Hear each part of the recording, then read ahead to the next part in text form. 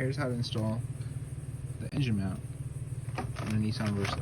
So I forgot to film the removal, but the engine is supported on the bottom with a jack, and I undid all the bolts to take it out. So removal will be the reverse of installation. So this goes in, kind of go in sideways like this, and then do a little turn. Make sure you don't damage these AC lines. And you line all this up. So you line up these brackets. Line up this. And what I would do is I would bolt these in to the engine first. And these are these long bolts, other than one short one. There's a 10mm on this side, and then the short bolt goes into that one.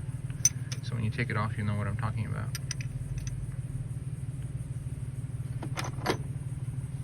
This one right here, it goes into that, and then a 10mm that goes in right there.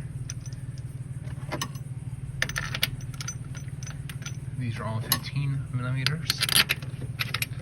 I'm gonna bolt all this down, and then we'll go from there.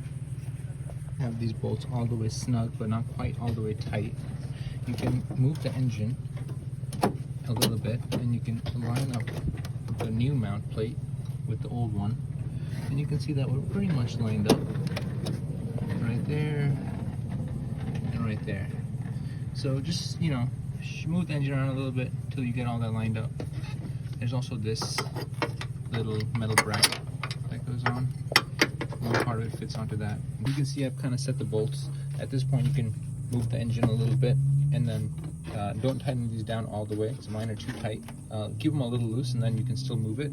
And then once it's at the right spot, tighten it down so it doesn't move anymore, and then torque all these down to spec, and that's it. You're done. You got a new engine mount installed in your Nissan Versa.